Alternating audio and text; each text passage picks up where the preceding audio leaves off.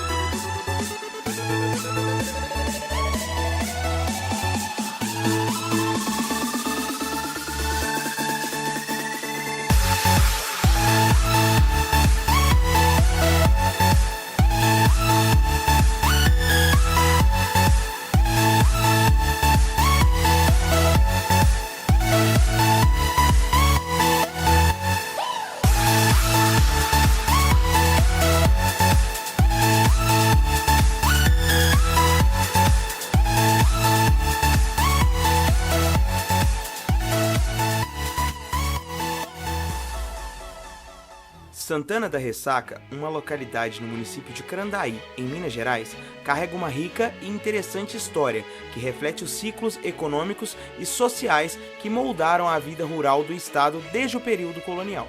Apesar de ser uma comunidade de pequeno porte, seu passado é emblemático da trajetória de várias regiões mineiras, que prosperaram durante o auge do ciclo do ouro e passaram a se concentrar em atividades agrícolas após a decadência da mineração. O nome Santana da Ressaca tem uma forte conotação religiosa, associada a Santa Ana, ou Santana, mãe de Maria e avó de Jesus, que goza de profunda devoção tanto no Brasil quanto em Portugal.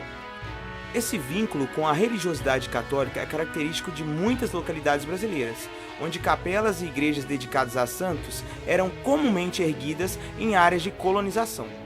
A chegada dos bandeirantes e o ciclo do ouro. A região onde se localiza Santana da Ressaca começou a ser explorada no final do século XVII, quando os bandeirantes paulistas adentraram o interior de Minas Gerais à procura de metais preciosos. A fundação de Carandaí, a cidade-sede da localidade, está diretamente ligada a esse movimento de ocupação. Contudo, como muitas outras áreas mineiras, a economia da localidade se baseou inicialmente em atividades de mineração. A proximidade de Santana da Ressaca com outras áreas mineradoras fez com que sua população crescesse de forma modesta durante o ciclo do ouro.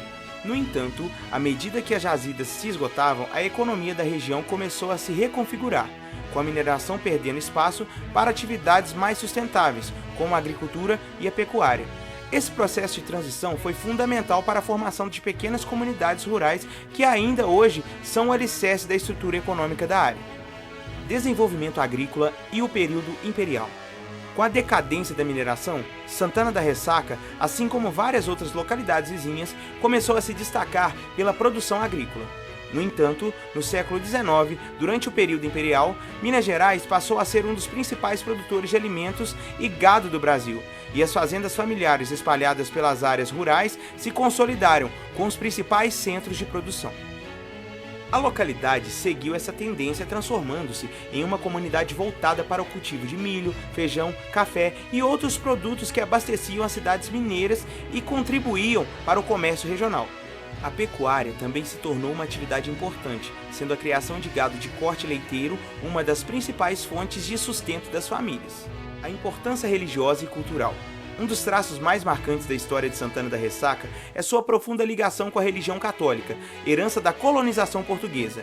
A igreja local, dedicada a Santana, tornou-se coração da comunidade, não apenas como espaço de culto, mas também como ponto de encontro social e cultural.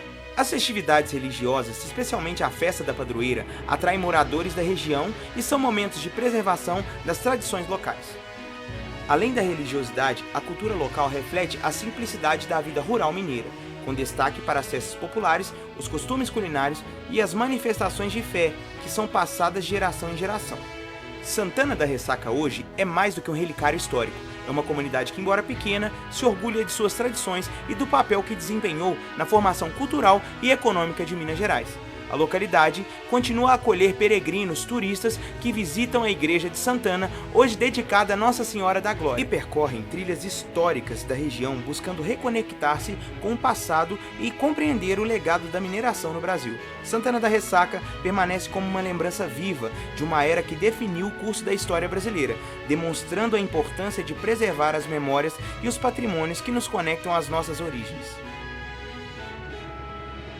Estamos aqui com Leandro Rodrigues, que participa do Conselho Cultural de Carandaí, e é uma das pessoas que ajuda a tomar conta desse patrimônio que a gente está aqui, que é tão relevante para a história de Carandaí. Leandro, muito obrigado. Primeiramente, muito obrigado por ter nos recebido, por estar fazendo parte desse documentário, que eu tenho certeza que vai ser muito importante para a nossa cidade. Cara, me conta um pouco sobre essa história da igreja. O que você pode estar falando para a gente poder estar mostrando para o pessoal de casa o quanto é rico isso aqui, quanto isso é fundamental para a história de Carandaí, para a história do Brasil em si, porque passa por aqui, a gente está na estrada real, né? Então, assim, o que você pode estar contando para a gente? Meu amigo, essa igreja aqui, ela é bem antiga. Ela é, nos documentários que a gente tem, que ela é de 1736. Na verdade, existia até uma capela de madeira até 1766, e ela foi reconstruída em pedra, né? Alvenaria em pedra. As paredes são 1 metro de largura. Muita coisa, é muita coisa. Então as paredes E isso explica muito o porquê de estar em pé até hoje. Porque é muitos anos e é sobre a ação do tempo, obviamente que a gente tem as benfeitorias, mas a gente sabe que quando é feito para durar é diferente, né? É uma coisa histórica, realmente. Então, assim, o povo antigamente, né? Eles faziam as coisas realmente para durar, né? Umas coisas muito bacanas. cara, e eu que sou de perto, eu sempre ouvi histórias, tem muitas histórias por aqui, e uma delas é que tem gente enterrada aqui debaixo. Sim, cara, tem muita gente que, como disse, se eu falar, muita gente estranha, mas é coisa antiga das igrejas, né? Enterrar os benfeitores dentro da igreja. Eu ouvi dizer que foi um dos senhores que doou, me parece que uma fazenda, né? Isso, para construir a igreja.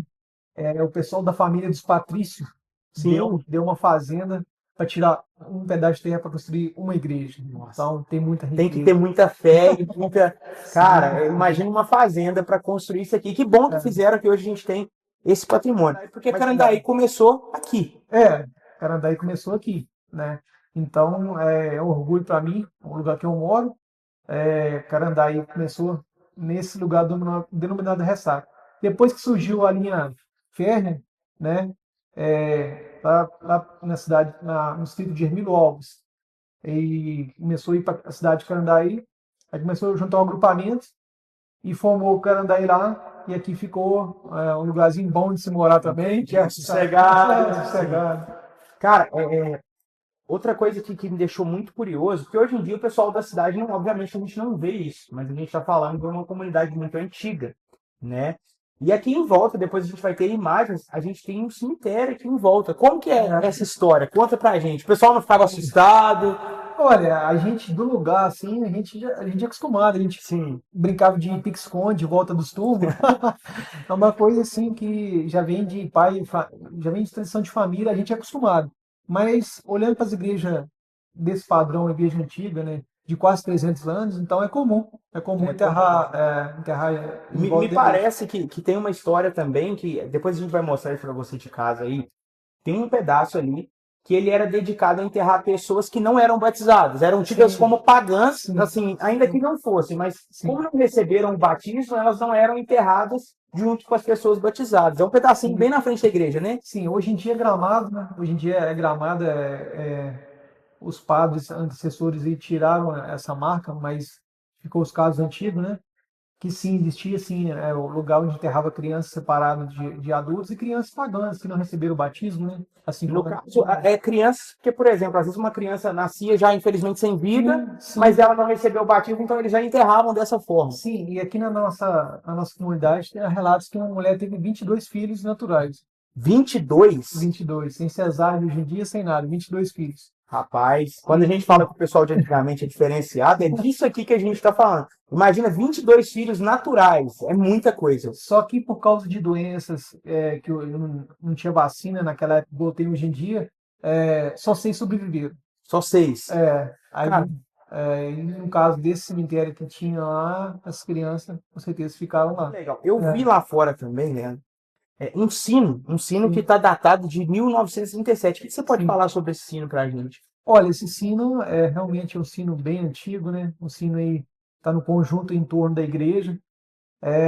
Esse sino, a Igreja Católica em si, ela comunica através de sino, né? Quando Sim, tem sim. uma celebração, né? Isso mais antigo ainda, hoje em dia tem tecnologia, né? Vai ligar uma música, o pessoal vem, já está alerta que vai começar a celebração. Não, naquela época era o sino, então faz parte do turno da igreja, né? E ele fica no coreto. E para quem quiser saber um pouco mais da história de Candaí também, a gente tem esse livro aqui que o Leandro trouxe para a gente. O livro é do João Paulo Ferreira de Assis, se chama A História do Município de Carandaí. Um livro muito rico sobre a informação e a história da nossa cidade. Foi escrito pelo meu professor, foi meu professor João Paulo, que é um cara extremamente competente, um dos maiores historiadores que a gente tem na nossa região. Cara, fala pra gente sobre esse processo de restauração. Restaura tudo de uma vez ou não? Como é que funciona? Essa parte que a gente está aqui, com a parte do altar, Sim. já foi restaurada há 6 anos atrás e vai restaurar essa parte do arco do cruzeiro, essa parte toda aqui. O arco é maravilhoso. Eu vou mostrar a imagem dele para vocês de casa verem como é que é maravilhoso esse trabalho. É muito lindo, muito lindo. E por ter tanto tempo, a gente fica impressionado com a riqueza de detalhes. A riqueza de detalhes desse trabalho é uma coisa impressionante. Cara, e eu tô vendo aqui também que tem uma separação na igreja aqui. Você pode falar um pouco sobre essa separação? Porque normalmente a gente vê corredores abertos direto, e aqui a gente vê que tem tipo uma portinha. Por que que tem? Mais um fato curioso, né, que até 1978, né, o padre ficava aqui no altar e celebrava de costa, De costa para a igreja. isso, de costa pelo povo da Assembleia, e o padre que em latim e o povo da Assembleia fazendo as orações e rezando o rosário, né? É o que a igreja ensinou para o povo que não sabia latim, que não entendia o que o padre falava, ficava recitando o rosário e fazendo essas orações na Assembleia embaixo. Infelizmente, né, a igreja tem essa parte que pessoas mais, digamos, uma condição financeira, Os coronéis da região isso, ficavam na ficava frente. na frente, o pessoal ficava mais Então atrás. tinha essa separação. O rico Tinha. ficava na frente e o pobre ficava atrás. Infelizmente, a gente tem essa parte. Cara, que assim, eu fico assim maravilhado com tanta história que você tem para trazer para a gente, porque realmente isso aqui, gente, é maravilhoso. Venham conhecer a capela, porque eu tenho certeza que vocês vão gostar. Leandro, queria te agradecer mais uma vez pelo empenho, pela boa vontade de estar aqui contando tanta coisa. Eu aprendi muito com você hoje. Muito obrigado. Tenho certeza que o pessoal de casa vai se maravilhar com esse documentário. Muito obrigado. Eu que agradeço aí por estar contando aí um pouco da história da minha comunidade, história da igreja, né? E história de Candaí, que está nesse livro aí, né? Um livro tão rico de histórias. E assim encerramos a nossa pequena jornada. Este foi o documentário Desde os Tempos da Coroa. Que esse documentário possa inspirar gerações a cuidarem mais do nosso patrimônio histórico e você que assistiu, que desperte a sua curiosidade e a sua vontade de conhecer pessoalmente o Tesouro de Carandaí.